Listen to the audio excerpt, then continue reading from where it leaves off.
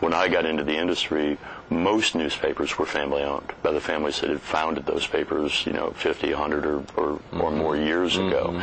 And during the 70s and 80s, you saw a lot of corporate consolidation and ownership newspapers, and the emergence of the Internet and all the challenges that newspapers face today. So the industry has changed dramatically. But I spent 15 years in the newspaper business, and then decided to make a move over to advertising. When I was here in Myrtle Beach and joined an agency here in Myrtle Beach and worked with the agency about 7 years, and then, in the last 7 years have started 2 new companies of our own. Yes, yes. You need to get the experience working for somebody else before you're ready to go out on your own and do that. And that's one of a good nugget of advice you would pass on to anyone who's yearning to do their own business. You really need to spend a little time working for somebody else so you'll pick up the pros and cons. Yeah, I think any experience that you have before you start your own business, it can only contribute to your success. Right. When you're on your own, then all the risks are your own as well. Yes. So the more business experience you have before you go on your own, the more lessons you've learned, with somebody else's nickel, I guess is the way to put it. Right. I think I saw, Gordon, was it back in the late 80s that you were actually up for and maybe even won a Pulitzer Prize, or you were up for a Pulitzer Prize for your coverage of Hurricane Hugo, is that right? Well, when I was at the state newspaper, when Hurricane Hugo came through South Carolina, I was in the position of news editor and supervised all the reporters and editors in the newsroom that were involved in the coverage, and we were nominated collectively for a Pulitzer for our coverage of Hurricane Hugo. Is that right? Yeah. That's tremendous. Back in '89. Yeah, and it's funny, that was the same year that they had the earthquake in San Francisco during the World Series. Oh yeah. And for that category in the Pulitzer prize selection process, we knew that an earthquake in San Francisco would upstage a hurricane in South Carolina. So, but we did have the privilege, I think, of being recognized as the second place for Pulitzer. Right. If they give second place. Yeah. Whether they give it or not, a tremendous honor there. In the San Jose Mercury News, I think, pulled it off for their coverage of that earthquake there. Yeah. And part of the same ownership group, again, with Knight Ridder Corporation and the great newspapers that they had in that day. Yeah. Now owned by McClatchy. Amazing to think about that. Of course, McClatchy also headquartered out there in California. To think about them swallowing up Knight Ridder is unheard of. Probably mind-boggling. It for really a lot of is. folks. When I was in the business, McClatchy was small community newspapers. You did not associate their name with ownership of major papers. And now they own, next to Gannett, I think they own more major newspapers than any other group. Yeah, of course, Tribune is soon to be no longer. Assuming that all comes together. Incredible to think about those changes. Not that folks would have ever doubted that Murdoch could or would do something like he's done, buying the Wall Street Journal, but McClatchy or ideas like that's a big change. So in South Carolina, they've got the Sun News here, the State, the Hilton Head paper, obviously the Charlotte Observer, the Raleigh News and Observer, make it a gigantic commitment to the Carolinas. Right. Well, the role of newspapers is changing too. I mean, the idea of crushing trees and printing stories on paper versus electronic distribution of news has really put the industry into a quandary. And you look at major papers like the Washington Post or the Wall Street Journal, and that offer electronic distribution of the same information. So that newsrooms now are more information centers, and the means of distributing the information that the reporters collect is moving from paper and print to electronic. Absolutely. Electronic media. Constantly changing. I'm sorry, the Herald's our show sponsor. Of course, they're a weekly. They're not crushing as many trees as obviously a daily is, or anyone that's in that kind of position, but surely print has made dramatic changes. Well, and the Herald's a perfect example. I mean, I can go to the Herald's website and get the information that I need, or I can pick up a copy of it on the newsstand. Right, absolutely. What are some of those things for folks who are thinking about opening their own business, Gordon, or that are currently working for somebody? They may not be thinking about opening a barber spa for men, but if they're thinking about opening, what are some of the obstacles, or what are some of the hurdles that they may not be thinking about, they need to be thinking about before they actually step out and leave their current employer to open their own place? What are some of the big issues they need to think about? Well, I think, when my wife Patty and I started in the process of designing the Barberspa, we knew that we needed a good plan. And we were fortunate in that she had the experience in the spa industry. Right. She had worked at a number of spas in the community. Right. She had clients that, were loyal to her regardless of where she had worked in the past. Oh, yeah. So we knew that we had a connection with customers and that we understood, what was out there already. Mm-hmm. And then our next question was, how do we create a special niche that is different from what the competition is doing? Mm-hmm. And therefore, we decided that, we thought there was a demand for spa for men. Right. Most of the others, well, not most, all of the other spas in town, having been designed originally for women, men were welcome, but the decor and the experience was distinctly feminine. Yeah. To the point where a lot of men weren't comfortable, being in a women's spa. Mm-hmm. And then the next challenge was, how do you pay for it all? Mm-hmm. We went to a bank, we put together our business plan, and put the plan in front of the bankers. They liked it, mm-hmm. Helped us with the money that we needed to get the business started. Right.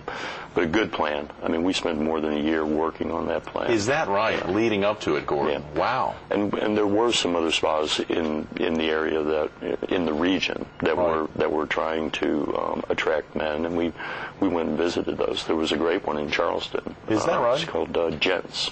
Is it still around? I believe it is, on East Bay Street. Mm-hmm. And that was one of the earliest models that we could find. We went and spent a day and got familiar with it.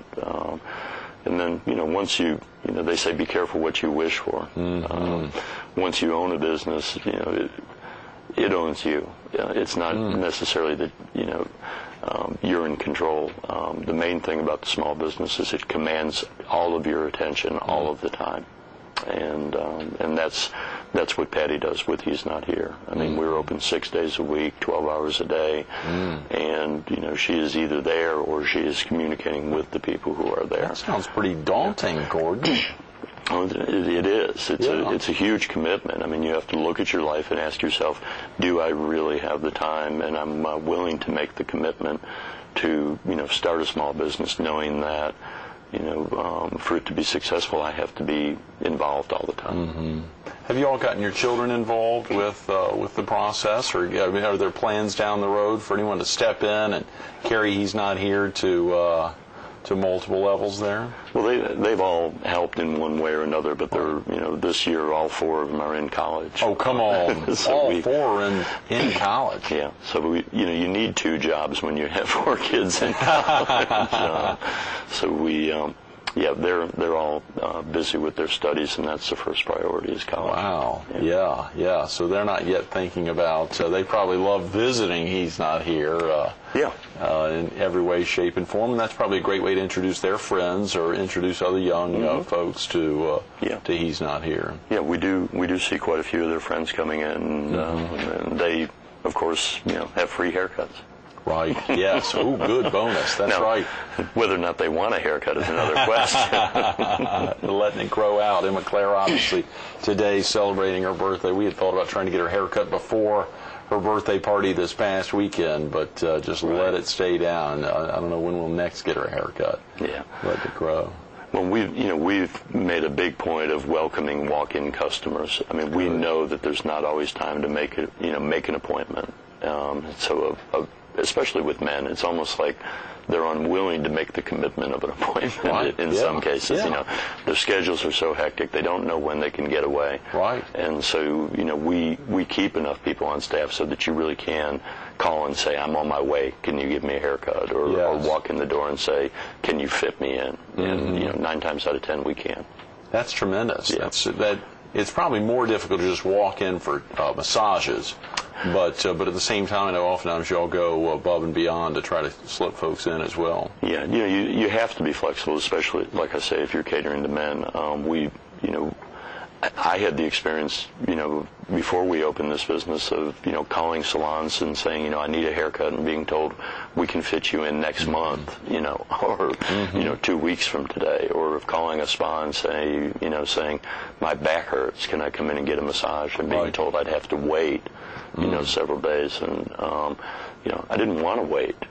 I needed a haircut then. At that moment, and absolutely. my back hurt. At that moment, yeah. You don't know what'll happen in at that 3 time. days. Yeah, so that's a real priority of ours, is to find a way to accommodate those people that don't.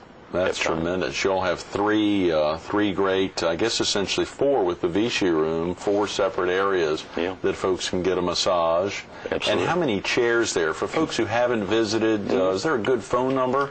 Do you ever let just somebody walk in to check the place out? Oh, absolutely. We give tours. People come in all the time, and you can call us at 839-5595, and we'll tell you what the availability is, or you can walk in and we'll give you a service menu, and one of our people will walk you through the facilities and show you the locker room where you can shower and change and go back to work. It's real important for guys. You come get a massage. Do you have to take the rest of the day off? No, you can. Take a shower and go back to work. Right. Open Monday through Saturday, is that? And you said 12 hours a day. 8 a.m. until 8 p.m. Monday through Saturday. That's again a tremendous commitment. And do you all have a website, Gordon? We do. We have a great website, and you can book appointments on it. It's he'snothere.biz, B-I-Z.